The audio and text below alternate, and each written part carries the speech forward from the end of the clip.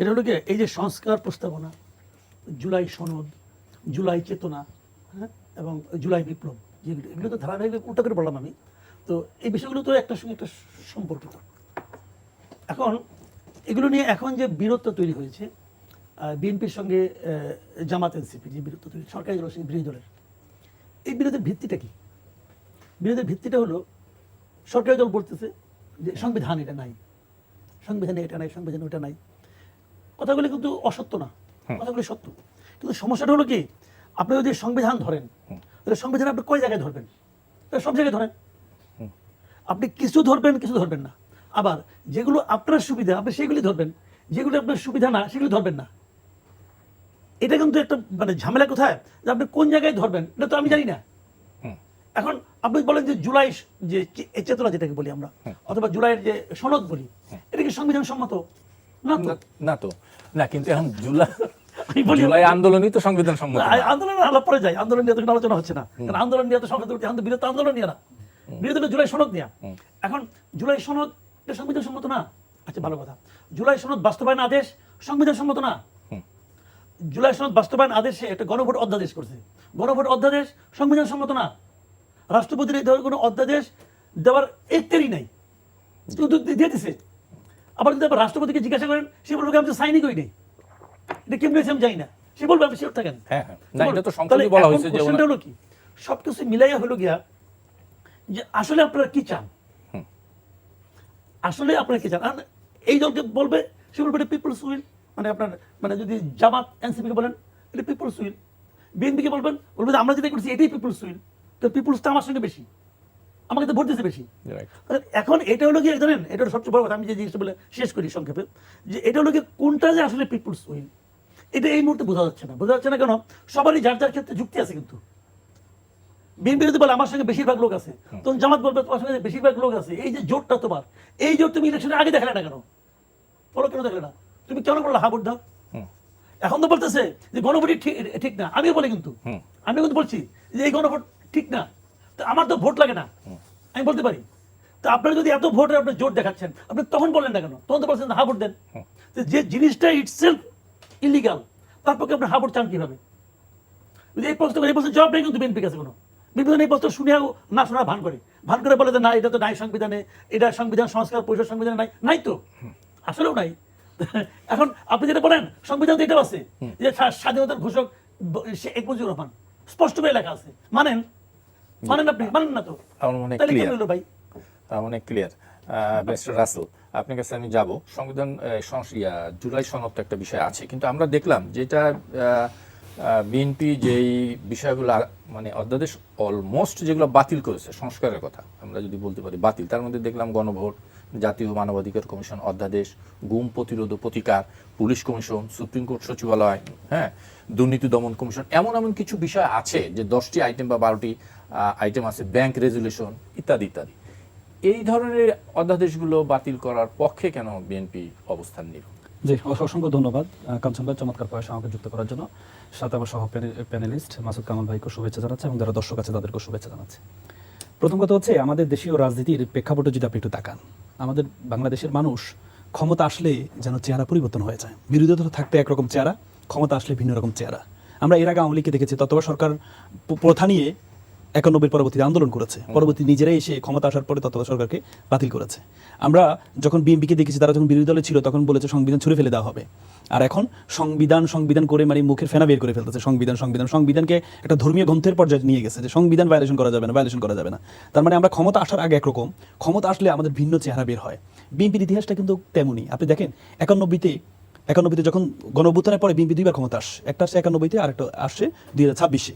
সেখানে গণঅভ্যুত্থানের পরে যখন স্বৈর শাসকের জাটাকলে যখন আমরা ভয়ঙ্কর অবস্থায় ছিলাম, পরবর্তী 3 জোটের একটা রূপরেখা হয়েছিল। সেখানে কিছু সংস্কারের বিষয় আসছিল, যেমন নির্বাহী বিভাগ থেকে বিচার বিভাগ আলাদা করে বিচার বিভাগকে স্বাধীন করার বিষয় আসছিল। তখন বলেছে নিরপেক্ষ সরকারের অধীনে নির্বাচনের কথা আসছিল। কিন্তু বিএনপি ক্ষমতা আসার পর 91-তে ক্ষমতা আসার পর এটাকে পুরোপুরি ইউটার্ন নিয়েছিল। আপনি বিএনপির উপর দোষ দিলেন। 96 তো আওয়ামী লীগের ক্ষমতা এসেছে, তো আওয়ামী লীগ তো এই আমি তিন- আসছি, কিন্তু তিন 91 জোটের রূপরেখা বাস্তবায়ন করে। আওয়ামী লীগের পরে 91-তে আপনি তো একটা কমিটমেন্ট দিয়ে আসছেন। আপনি যখন 140টা সিট পেয়েছেন, 10টা সিটের জন্য আপনার ক্ষমতা আসতে পারছেন না। জামাত কিন্তু ওই সময় কিন্তু নিঃস্বার্থ, কোনো ধরনের শর্তবিহীন বলেন নাই যে আমাকে 2টা মন্ত্রিত্ব দিতে হবে, 5টা এই দিতে হবে, সেই দিতে হবে। আমরা মোদী সরকারকে দেখেছি, মোদী সরকার ক্ষমতা আসার জন্য যখন আটকে গিয়েছিল, তখন উড়িষ্যা এবং হচ্ছে আপনার বিহারের এরা হচ্ছে সহযোগিতা করে একটা বড় একটা কমিটমেন্ট নিয়ে মন্ত্রী 4-5টা মন্ত্রী নিয়ে তারা কিন্তু ক্ষমতায় মোদীকে বসিয়েছেন। কিন্তু জামাত কিন্তু ওই নিঃস্বার্থভাবে দিয়েছিলেন যে অ্যাটলিস্ট রূপরেখাটা বাস্তবায়ন যেন হয়, বিচার বিভাগ থেকে নির্বাহী বিভাগ থেকে বিচার বিভাগটা আলাদা হবে, তত্ত্বাবধায়ক সরকার অধীনে হবে। বিএনপি সেদিন 91-তে ক্ষমতা আসার পরে অস্বীকার করেছে। পরবর্তীতে আপনি মাগুরা ইলেকশনে প্রায় 15 জন জীবন দিয়েছে এবং পরবর্তীতে নিজস্ব একতরফা একটা ইলেকশন দিয়েছিল। পরে বাধ্য হয়ে জনগণের বাধ্য হয় পরবর্তীতে 96-তে 15 দিন ক্ষমতা থেকে সংবিধান সংশোধন করে পার্লামেন্টের সঙ্গে পাশ করেই পরবর্তীতে কিন্তু তারা কিন্তু পরবর্তীতে আবার নতুন সরকারের কাছে ক্ষমতা দিয়েছে। এবারও আমরা কি দেখতে পাচ্ছি? এবার কিন্তু আন্দোলন যখন ছাত্ররা যখন আন্দোলন করেছে, ছাত্রদের একটা মোটিভ ছিল, ছাত্ররা সব জায়গায় বলেছে রাষ্ট্র সংস্কার চাই, রাষ্ট্র সংস্কার চাই। রাষ্ট্র সংস্কার একরকম, আর একটা হচ্ছে নতুন ক্ষমতার, আমরা কিন্তু ক্ষমতা বদলের জন্য ছাত্ররা কিন্তু জীবন দেয় নাই যে একজনের আওয়ামী লীগকে বাদ দিয়ে নতুন করে নতুন একজন ক্ষমতা আসবে এটার জন্য জীবন দেয় নাই, সংস্কার করার জন্য জীবন দিয়েছে। কিন্তু আমরা কি দেখতে পাচ্ছি? আমরা দেখতে পাচ্ছি বিএনপি ক্ষমতা আসার আগে বলেছে আমি আমার ইস্তেহার, আমার 31 দফা এবং হচ্ছে গণভোটের যে বিষয়গুলো আছে এগুলো মেনে নিয়ে ক্যাম্পেইনের জন্য বলেছেন। এবং কি জনগণ কিন্তু আপনি দেখেন 67% গণভোটে যে ভোট পেয়েছে, এই ভোটটা কিন্তু শুধুমাত্র জামাতের ভোট বা এনসিপির ভোটে কিন্তু 67% হয় নাই, বিএনপির প্রচুর লোক ভোট দিয়েছে সেখানে। তার মানে আপনি যখন নির্বাচনের আগে আপনি বললেন যে আপনি এটা মেনে নেবেন, কিন্তু নির্বাচন আসার পরে আপনি যে ইউটার্ন নিচ্ছেন, 180 ডিগ্রিতে ইউটার্ন নিচ্ছেন, এটা জাতিকে হতাশ করছে। এবং সবচেয়ে ভয়ঙ্কর বিষয় হচ্ছে গুরুত্বপূর্ণ জায়গাগুলো আপনি দেখেন সচিবালয় যে অধ্যাদেশ, এই আবার সুপ্রিম কোর্টের যে সচিবালয় যে বিষয়টা, যে অধ্যাদেশটা বাতিল করলো, অথচ আপনি জুলাই সংস্কার বাদ দেন, আপনি তাদের যে 31 দফা এবং তাদের যে ইস্তেহারে বলা আছে যে তারা হচ্ছে সুপ্রিম কোর্টের যে সচিবালয় সেটা করবে, তাদের ইস্তেহারের মধ্যে লেখা আছে, কিন্তু সেটা তারা অস্বীকার করছে। এবং কি তাদের ইস্তেহারের মধ্যে গুরুত্বপূর্ণ বিষয়গুলো আপনি দেখেন, তাদের ইস্তেহারের মধ্যে বলা আছে যে তারা কখনো প্রশাসক মানে বিভিন্ন নির্বাচনী এতে কখনো প্রশাসক নিয়োগ করবে না। এবং অন্তর্বর্তীকালীন সরকার যখন প্রশাসকের বিষয়টা যখন আসছিল তখন প্রথম বিরোধিতা করেছিল বিএনপি, কিন্তু অথচ ক্ষমতা আসার পরে পুরো 180 ডিগ্রিতে গিয়ে অন্তর্বর্তী সরকার যতগুলো দিয়েছে তার চেয়ে 3-4 বেশি প্রশাসক দিয়ে অথচ তাদের ইস্তেহারের এগেইনস্টে গিয়ে দাঁড়িয়েছে। না, কিন্তু ওই সমস্ত জায়গায় ম্যাক্সিমাম জায়গায় তো প্রশাসক ছিল না, ম্যাক্সিমাম সেখানে নির্বাচন আপনি যখন ইস্তেহারে বলেছেন, ইস্তেহারে একবার কোর্ট এন্ড আনকোট করে বলা আছে, আপনি যদি বলেন আমি আপনাকে পড়ে শোনাতে পারবো, পৃষ্ঠা নাম্বার সহ বলতে পারবো, 11 নম্বর পৃষ্ঠা বলা আছে মৃত্যুজনিত কারণ ছাড়া কখনো বিএনপির প্রশাসক নিয়োগ করবে না। ডিরেক্ট বলেছে, ইস্তেহারটা নির্বাচনের 7-8 দিন আগে হয়েছে। আমি আপনাকে কোর্ট এন্ড আনকোট করে দিই, আমি কোর্ট এন্ড আনকোট করে বলতে পারবো। তার মানে আপনি যখন আপনি বাদ দেন আপনি জুলাই সংস্কার, আপনি আপনার ইস্তেহারের এগেইনস্টে কেন দাঁড়াচ্ছেন? আপনি আপনার বিএনপির 31 দফা তো দিয়েছে 4-5 বছর আগে। 31 দফার প্রথম দফাটা কি? প্রথম দফা হচ্ছে সংবিধান সংস্কার করবে তারা, অথচ আজকে সংসদের ঝামেলা হচ্ছে কি নিয়ে? সংশোধন হবে নাকি সংস্কার হবে? কারণ সংশোধন হলে আপনি 142 দিয়ে সংশোধন করতে পারবেন, কিন্তু সংস্কার করতে হলে 142 দিয়ে আপনি সংস্কার করতে পারবেন না, আপনাকে করতে হবে গণপরিষদ দিয়ে সংস্কার করতে হবে। কারণ আমাদের সংবিধানের 7V তে বলা আছে যে আপনি 142 দিয়ে সংবিধান যে বেসিক স্ট্রাকচার আছে এটা পরিবর্তন করতে পারবেন না। বেসিক স্ট্রাকচার কি? এই যে আপনি শেখ মুজিবুর রহমান এই স্বাধীনতার ঘোষক 6ষ্ঠ তফসিলে আছে, এটাকে আপনি 142 দিয়ে পরিবর্তন করতে পারবেন? পারবেন না, এটা বেসিক স্ট্রাকচারের মধ্যে পড়ে গিয়েছে। এবং আমাদের দ্বিতীয় বিভাগ যে মূলনীতি, বিএনপি তার ইস্তেহারে বলেছেন যে আমরা সমাজতন্ত্রকে বাদ দিয়ে আল্লাহর উপর আস্থা এবং বিশ্বাসকে এটাকে কি করব? যুক্ত করব। কিন্তু এটা যদি পরিবর্তন করতে, এটা বেসিক স্ট্রাকচার। কারণ আপনি বলেন বেসিক স্ট্রাকচার কিভাবে নির্ধারণ হলো? 1988 সালে এই পার্লামেন্ট, ওনারা যে পার্লামেন্টকে বলছে পার্লামেন্ট হচ্ছে সার্বভৌম, পার্লামেন্ট কখনো সার্বভৌম নয়। 1988 সালে এরশাদ পার্লামেন্টে পাশ করিয়েছিলেন যে সুপ্রিম কোর্টে বিভিন্ন বেঞ্চ হবে, বিভিন্ন বিভাগে হবে। পরবর্তীতে একটা রিট হয়েছিল আনোয়ার চৌধুরী ভার্সেস স্টেট, সেই রিটটা প্রথমে হাইকোর্ট ডিভিশন খারিজ করে দিয়েছিল, পরবর্তী অ্যাপ্লাইড ডিভিশন এই রিটটাকে অ্যাকসেপ্ট করে সেদিন একটু বেসিক স্ট্রাকচার ইন্ডিয়া থেকে এই আপনার প্রেসিডেন্ট নিয়ে বেসিক স্ট্রাকচার নির্ধারণ করে দিয়েছে। যেহেতু আমাদের ইউনিটারি গভর্নমেন্ট না, তো সুতরাং আমরা চাইলে হাইকোর্ট ডিভিশন বিভিন্ন বিভাগে নিতে পারবো না, তখন কিছু বেসিক স্ট্রাকচার নির্ধারণ করে দিয়েছে। মূলনীতি প্রথম ভাগ, দ্বিতীয় ভাগ সংবিধানগুলো বেসিক স্ট্রাকচারের মধ্যে পারবে। তার মানে অ্যাপ্লাইড ডিভিশনটা নির্ধারণ করে দিয়েছে। আপনি যে 106 দিয়ে অ্যাপ্লাইড ডিভিশনের মাধ্যমে যে অন্তর্বর্তী সরকার যে বাবা সন্তান জন্ম দিয়েছে, এই যে সরকার, এই সরকার তো ওই যে অন্তর্বর্তী সরকারের সন্তান, ভূমিষ্ঠ সন্তান, দুইটা সন্তান, একটা হচ্ছে আপনার গণভোট আর একটা হচ্ছে নির্বাচন, দুই সন্তান, এক সন্তান বৈধ আর এক সন্তান অবৈধ হয়ে গেল। কিন্তু যে বাবা 106 অ্যাপ্লাইড ডিভিশনের মাধ্যমে যে বাবা বৈধ হয়েছে, সে বাবা 1989 সালে অ্যাপ্লাইড ডিভিশন আদেশের মাধ্যমে বলে দিয়েছে আপনি 142 দিয়ে 7B সংবিধানের বেসিক স্ট্রাকচার পরিবর্তন করতে পারবেন না আপনি। তো সুতরাং আপনি যে আপনার ইস্তেহার, আপনি জুলাই সংস্কার পরে দেন, আপনি ইস্তেহারে বলেছেন আপনি সমাজতন্ত্র বাদ দিয়ে আপনি আল্লাহর উপর আস্থা এবং বিশ্বাস যুক্ত করবেন। আপনি কিভাবে যুক্ত করবেন? এই 142 দিয়ে আপনি করতে পারবেন না, আপনাকে গণপরিষদ লাগবে। কিন্তু আপনি গণপরিষদের শপথ নেন নাই। আজকে আইনমন্ত্রী আজকে কি বললো যে গণভোট বাদ যায়, কিন্তু জুলাই সংস্কারকে আমরা পরিপূর্ণ বাস্তবায়ন করবো। কিভাবে আপনি পরিপূর্ণ বাস্তবায়ন করবেন? কারণ জুলাই সংস্কার মধ্যে যে বেসিক স্ট্রাকচার পরিবর্তন কিভাবে করবেন আপনি? আপনি তো শপথ নেন নাই, আপনি তো গণপরিষদের শপথ নেন নাই। এই যে রাষ্ট্রপতি, আজকে যে রাষ্ট্রপতি ওয়ার্ডারের মাধ্যমে তো পার্লামেন্ট শুরু হয়েছে, কিন্তু রাষ্ট্রপতি নিজের ওয়ার্ডার নিজে ভায়োলেশন করেছে। রাষ্ট্রপতিকে ইমপিচমেন্ট করা দরকার, কারণ রাষ্ট্রপতি একটা ওয়ার্ডারে বলেছেন যে একটা সংসদ সদস্য দুইটা শপথ নিবে, গণপরিষদের শপথ আর একটা শপথ হচ্ছে আপনার জেনারেল অ্যাসেম্বলি শপথ।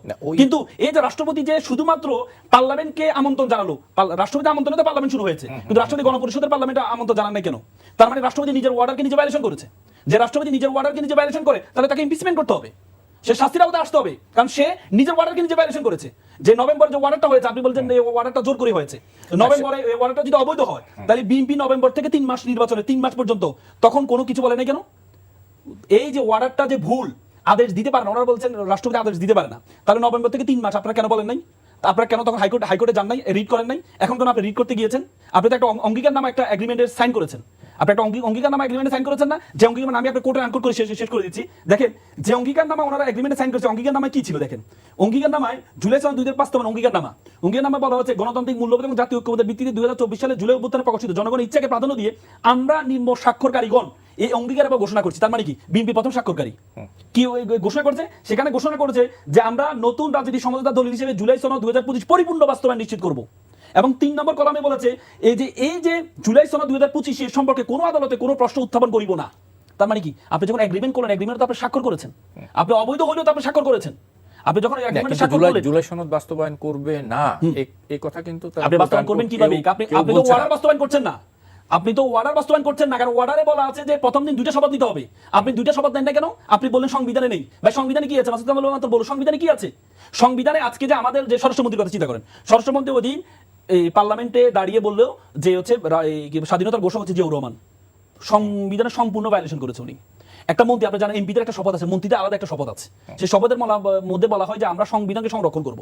যে সংবিধানের 6ষ্ঠ তফসিলে বলা হচ্ছে যাতে এই স্বাধীনতার ঘোষক হচ্ছে শেখ মুজিবুর রহমান, আপনি যে জিয়াউর রহমান বললেন, তার মানে আপনি মন্ত্রী হিসেবে আপনার শপথ ভঙ্গ করলেন, তার মানে আপনার মন্ত্রিত্ব থাকে না আপনার। তো তখন তো আপনি বললেন না যে আমরা প্রথমে সংবিধানে নিব, প্রথমে সংবিধানে জিয়াউর রহমান সাহেবকে ঢুকাবো, তারপরে গিয়ে আমরা স্বাধীনতার ঘোষক বলবো, এটা তো বললেন না। এখানকার কেন বললেন যে একটা মানে আপনার যেটা আপনার সুবিধা মতো এটা মিষ্ট, আর যেটা আপনার বিপরীতে যাবে সেটা দুষ্ট হয়ে যাবে? সেটা তো হয়ে যাচ্ছে। একবার বলেন আপনি সংবিধানে অন্তর্ভুক্ত, তাহলে আপনি জিয়াউর রহমানকে সংবিধানে অন্তর্ভুক্ত করেন, করে তারপর আপনি ঘোষক ঘোষণা দেন, কিন্তু আপনি তো সেটা এখন করেন নাই। আমার মনে হয় একদমই ক্লিয়ার মাসুদ কামাল ভাই, আপনি যদি কিছু বলেন। আমি যে জিনিসটা পয়েন্ট আউট করতে চেয়েছিলাম যে যেটা বাতিল করেছে, যে কতগুলো কমন বিষয় ছিল, সেটার প্রতি কেন এত অনীহা, বিশেষ গুম প্রতিরোধ প্রতিকার। আমি একটা কথা বলি আপনাকে, এই পয়েন্ট টু পয়েন্ট ধরলে সারাদিন আলাপ করা যাবে, তবে এর কোনো জবাব নাই, এর কোনো জবাব কেউ দিতে পারবে না। পয়সা কথা যেগুলো দিবে এগুলো গুজামিলের জবাব, কেউ জবাব দিতে পারবে না। কিন্তু এখন প্রবলেমটা হয়ে গেছে আগে শুরুতে আমি আপনাকে একটু ধারাবাহিক বলি, সংক্ষেপে বলি। প্রবলেম কোথাও জানেন? আমাকে ওইদিন বলতেছে একজন, এই যে আপনি, আমি কিন্তু দেখেন আমি কিন্তু শুরু থেকে বলতেছি গণভোট আমার পছন্দ হচ্ছে না। আমাকে অনেকে বলেন গণভোট পছন্দ হচ্ছে না, আগের যে গণভোটগুলি হয়েছে ওগুলি কেমন হলো দেখেন। আগের প্রত্যেকটা গণভোট যখন হয়েছে, আগে গণভোট হয়েছে 3টা, একটা শাহাবুদ্দিন আহমদের আমলে, একটা হলো এরশাদের আমলে, একটা জিয়াউর রহমান। 3টা গণভোটের সময় হয় গণভোটটা সংবিধানে ছিল, না হয় সংবিধান স্থগিত ছিল। এটা কিন্তু রিয়েলিটি আসলে ছিল। আচ্ছা, এখন এই মানে সবচেয়ে বড় সমস্যা যেটা হয়েছে, যেটা ভুল যেটা হয়েছে, এবং ভুলটা হলো অতিরিক্ত মানে পণ্ডিত আছে না, এই যে আমাদের আসিফ নজরুল, বিরাট পণ্ডিত, কিন্তু এরা যে গঙ্গির কাজটা করছে, যে বারবার বলার চেষ্টা করতেছে যে আমাদের এটা একটা সাংবিধানিক সরকার, বোগাস। এটা বলার কোনো দরকার ছিল না, এটা বলার কোনো দরকারই ছিল না। প্রথমেই আইসানিয়া বিপ্লবের মাধ্যমে, মানে আন্দোলনের মাধ্যমে বলে একটা সরকার আসছে, একটা দল, আগের সরকার পলাই গেছে ভাই, পয়সার কথা। অনেকে এটা নিয়ে আলোচনা করে, সেখানে তো পলাই নাই। আমাকে পলাই নাই মানে কি, তাদেরকে চেঞ্জ হলে নিয়ে গেছে, কিন্তু হাইটে উঠছে, প্লেনে হাইটে উঠছে না, বেশি পড়ালো না কিন্তু। তো এখন বিষয়টা হলো যে চলে যাওয়ার পরে আপনি তো সংবিধান যদি আপনি এক মুহূর্ত মানে, তাহলে আপনি এক মুহূর্ত ক্ষমতা থাকতে পারেন না ভাই। 106 সবাই করতেছে, 106 এর আলোকে আমরা সংবিধান 106 করছেন, এটা যে একটা বোগাস, এটা কেনা জানে। ওই সময় চিফ জাস্টিস ছিল ক্যান্টনমেন্টে, বলে ফুল কোর্ট থেকে বসছে। এটাকে পাগলের ভাই, মানে পাগলের ভাই অন্ধ ভাই খানা, সেও জানে এটা সম্ভব না। কেন মানছে সবাই? মানছে এই কারণে যে আমরা তো এদেরকে পছন্দ করি, আমরা তো চাই একটা সরকার হোক। এটা কিন্তু পিপলস উইল আসলে। আচ্ছা, এখন আমাকে তো তখনই যদি বলতো যে সংবিধান স্থগিত, যা ইচ্ছা তাই করেন আপনি ভাই, কোনো সমস্যা নাই। আবার সংবিধানটা চেঞ্জ করে একবারে সংবিধানটা আপনি জীবিত করেন, প্রবলেম ছিল না তো। তা কিন্তু করে নাই, এরা বেশি মাতব্বরি করতে গেছে। আচ্ছা, করছে যা করা করছে। এখন যেটা হয়েছে, আমি যেটা বারবার বলতেছি যে আপনারা যা কিছুই করেন ভাই, বিচার কিন্তু আমরা বলি না তুমি যা কিছু করো, বিচার কিন্তু আল্লাহ দরবারে দিয়ে রাখলাম। এখন উপরে আল্লাহ, নিচে জনগণ। মানুষ কিন্তু দেখতেছে, মানুষ কিন্তু বুঝতেছে যে আপনি কি বলছিলেন কি করছেন।